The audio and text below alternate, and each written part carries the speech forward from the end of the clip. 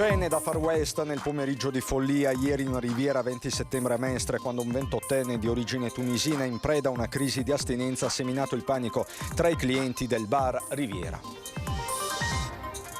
Attenzione, segnalati in terraferma nuovi truffatori che si presentano come tecnici Veritas per controlli. Veritas informa che nessun tecnico è autorizzato a eseguire verifiche nelle case. Brutta disavventura per un 46enne non vedente di Favaro, il suo cane da guida assaliti da due alani senza guinzaglio durante la passeggiata del mattino. La strage di Santo Stefano, Angelica Hutter continua a restare chiusa nel suo silenzio. All'interrogatorio di garanzia la 32enne si è avvalsa della facoltà di non rispondere. Tragedia del Redentore con la morte di Riccardo Nardina. Le opposizioni in Consiglio Comunale con le società remiere chiedono di illuminare le bricole della laguna per prevenire nuovi drammi. I lavoratori del porto di Venezia hanno proclamato uno sciopero di una settimana dal 1 al 7 agosto prossimi contro l'accordo tra sindacati e autorità. Chiedono interventi urgenti. Cambio al vertice della questura di Venezia. Da Padova arriva Gaetano Bonaccorso, 62 anni, messinese. Maurizio Mascio Pinto va a Roma come prefetto. Le congratulazioni del presidente della regione Luca Zaia.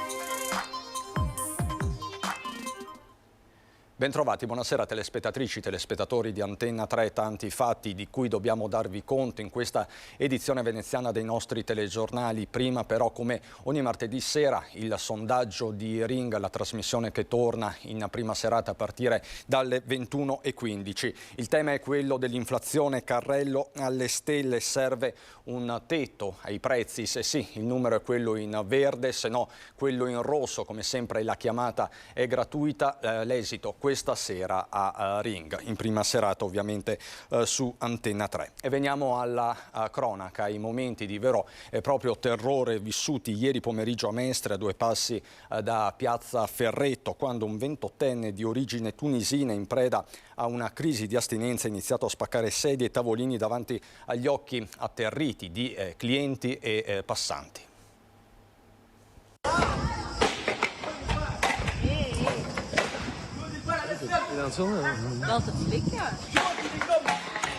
Pomeriggio di follia, paura e terrore a Mestre, in Riviera 20 settembre, al bar Riviera, quando verso le 16:30 di lunedì 17 luglio un 28enne di origine tunisina in preda a una crisi di astinenza da droga ha iniziato a dare letteralmente di matto, tirando per aria e rompendo ogni cosa si trovasse lungo il suo passaggio, mettendo nel panico tutti i clienti presenti in quel momento. Perché era venuto qui, sembra, in cerca di droga e però non l'ha trovata, parrebbe, perché normalmente sarebbe andato a rifornirsi nel bar che si trova alla mia destra, bar 10.000, chiuso con provvedimento del questore perché frequentato da pregiudicati tossici e sbandati lo scorso venerdì 14 luglio per 15 giorni.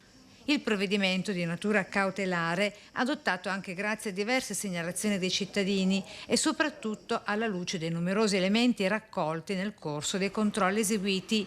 Gli stessi che chiede ora il proprietario del bar Riviera, che sta effettuando altresì una raccolta firme da inviare al prefetto di Bari per chiedere tornino ai presidi fissi di forze dell'ordine, come durante la pandemia, dice. Ora è caccia al tunisino da parte degli agenti della Polizia Locale di Venezia, che stanno passando al setaccio tutti i filmati delle telecamere presenti nell'area semipedonale della città. Tunisino già con precedenti e su cui grava un daspo urbano del questore.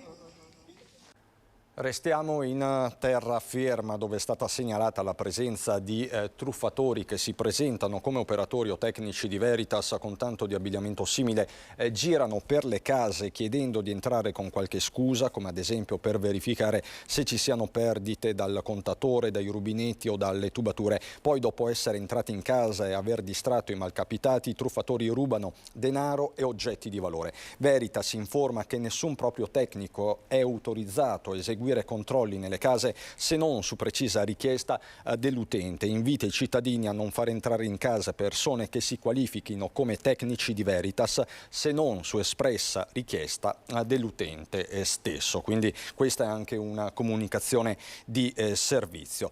Paura a Favaro Veneto per un 43enne non vedente, il cui cane guida è stato assalito da 2 alani fuggiti da casa e senza guinzaglio. Questo il racconto.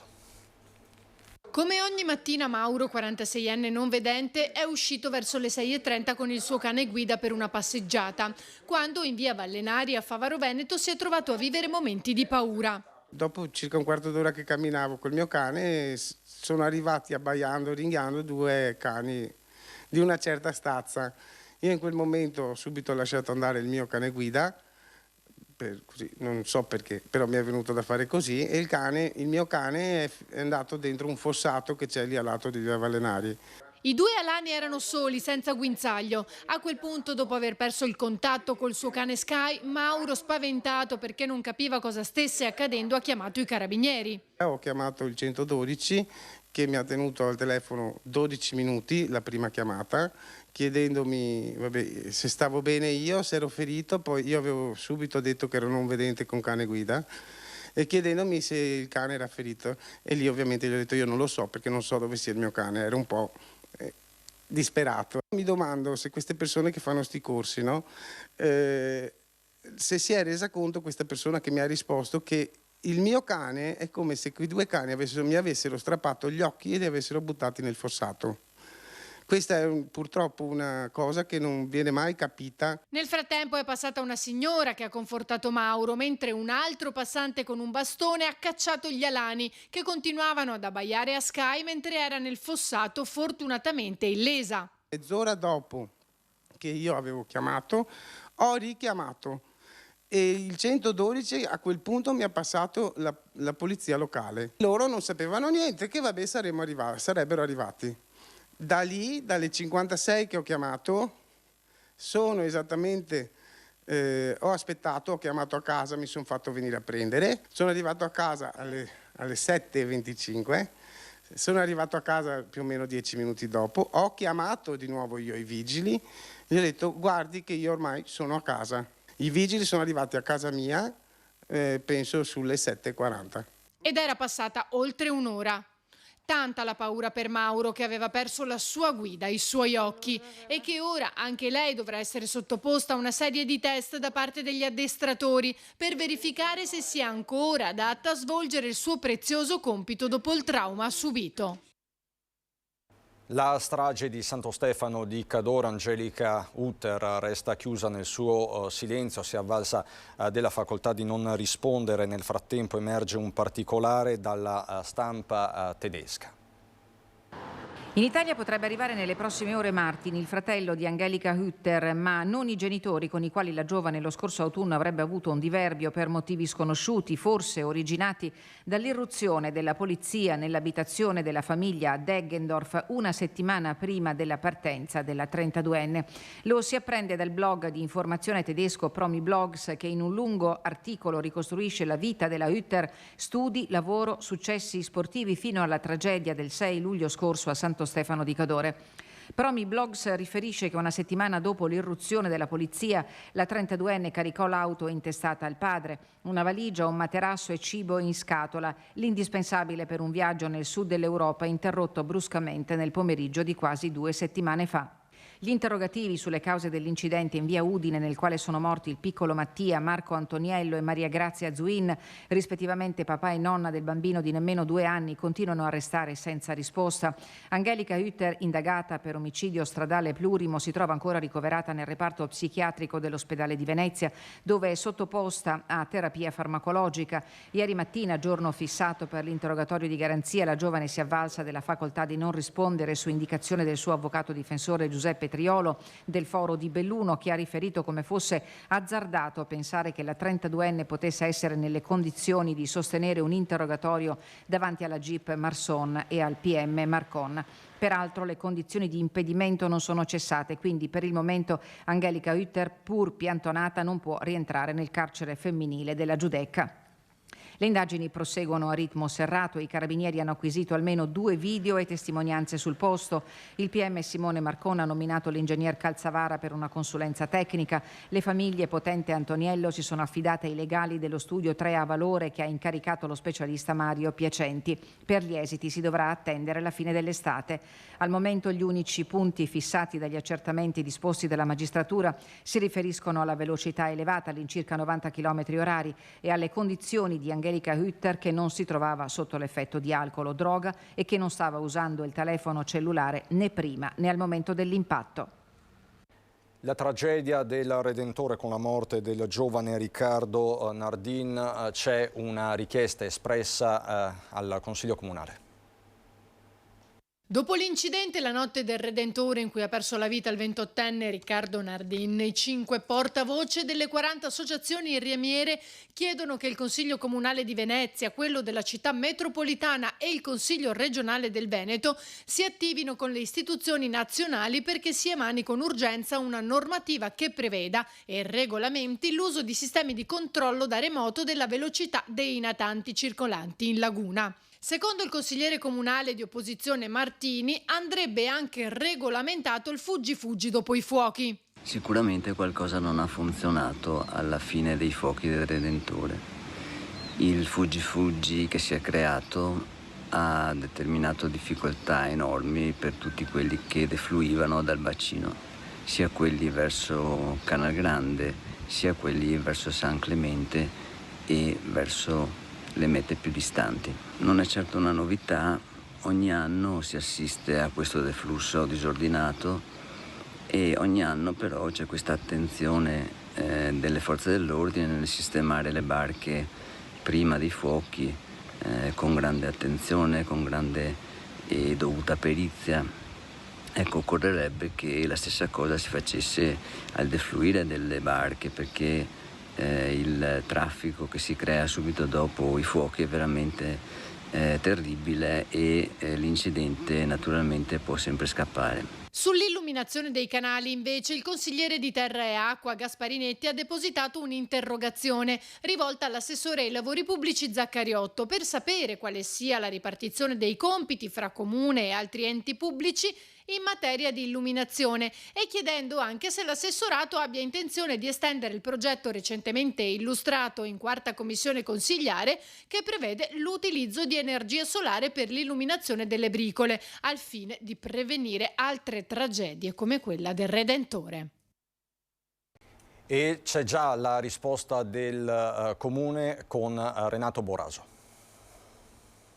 È evidente che non c'è un fuggi-fuggi, c'è un grande flusso intenso nel momento del fine Redentore e ovviamente noi abbiamo un problema di competenze. Una cosa che il sindaco Luigi Brugnaro insiste ormai da anni, di portare le competenze delle acque della laguna e dei nostri canali tutte sul sindaco.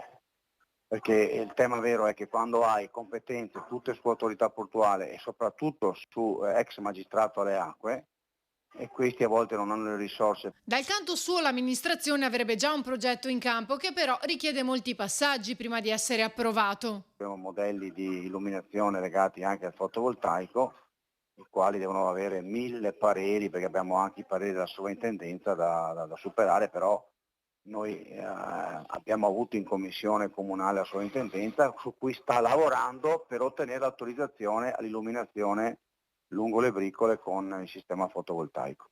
Secondo qualche opposizione in realtà si tratta solo di passarsi la palla per non intervenire. Non è che ci stiamo passando la palla, la laguna è così, d'accordo, le competenze sulle acque comunali sono ridottissime.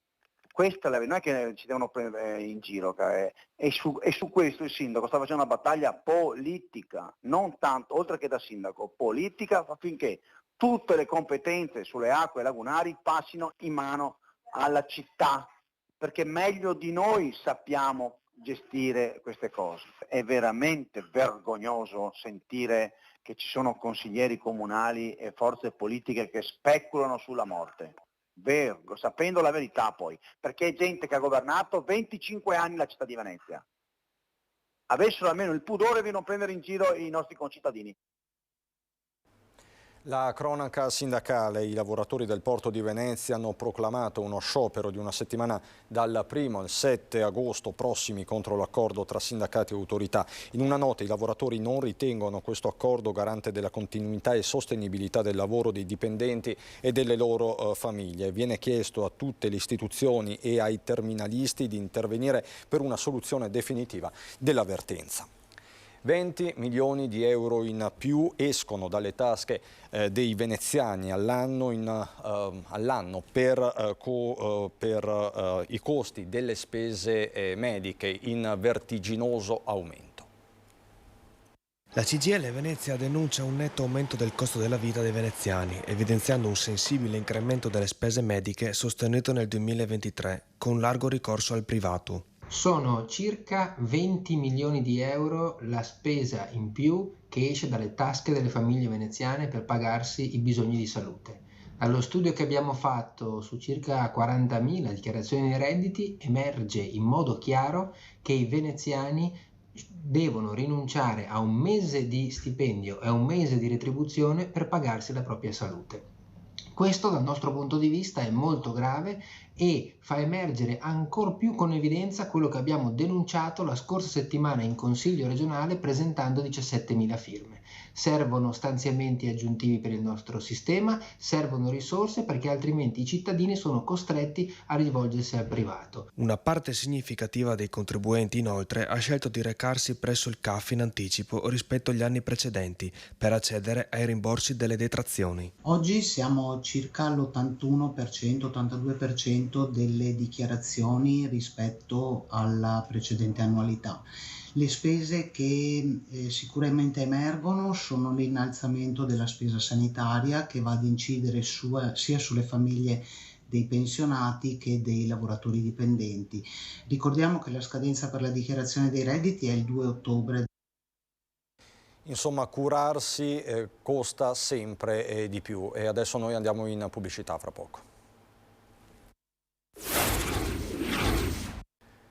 Di nuovo in diretta per l'edizione veneziana dei nostri telegiornali, cambio al vertice della Questura di Venezia. L'attuale questore Maurizio Mascio Pinto dopo 4 anni lascia Venezia essendo stato nominato prefetto a Roma. Al suo posto a Venezia arriva Gaetano Bonaccorso, 62 anni, messinese. E ci sono le prime parole del presidente della regione Zaia. Rivolgo prima di tutto un sentito ringraziamento per quanto fatto per la sicurezza dei veneziani e complimenti per la prestigiosa nuova nomina. Al suo successore rivolgo sin da ora il benvenuto a Venezia, in Veneto, dove peraltro si è già fatto apprezzare come vicario della Questura di Padova. Questo dunque il commento di Luca Zaia, questo cambio di vertice alla Questura appunto di Venezia. E noi ritorniamo a Mestre, dove il comitato ex Umberto I ha festeggiato ironicamente il 4° compleanno del supermercato mai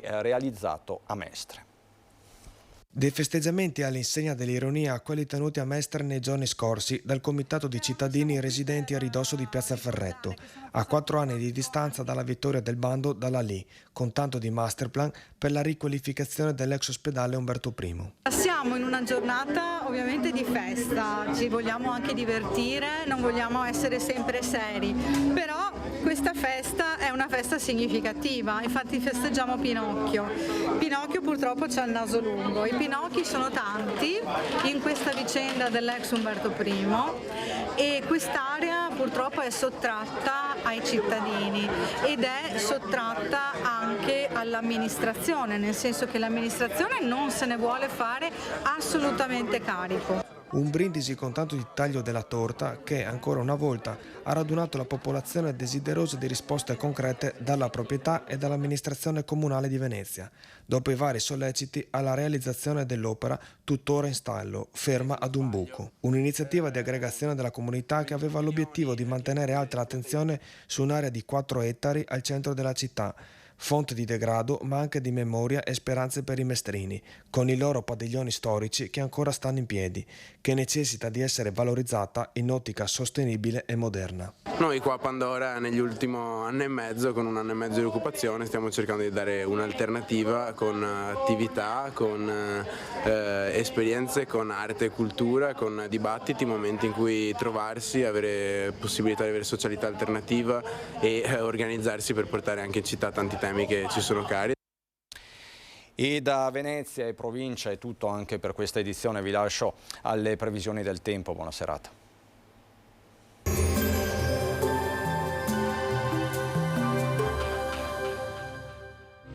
Silea Legnami, le migliori soluzioni personalizzate per la vostra casa e giardino. Bentrovati al meteo. Altra giornata incandescente e afosa sul nostro territorio, lieve attenuazione da giovedì, poi verso fine settimana anche una maggiore instabilità. Vediamo il dettaglio di mercoledì 19 luglio.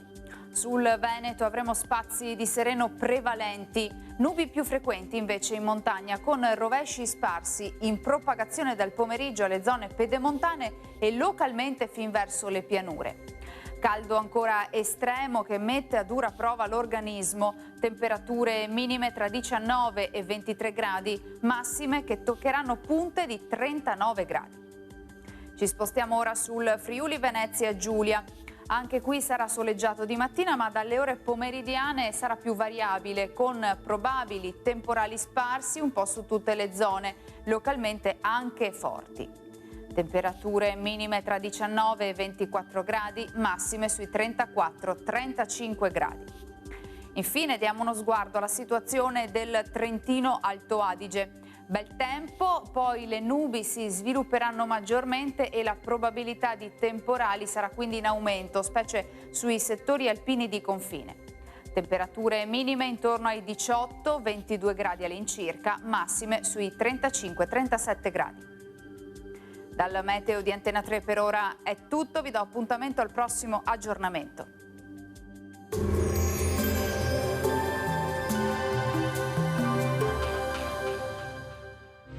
Silea Legnami, le migliori soluzioni personalizzate per la vostra casa e giardino.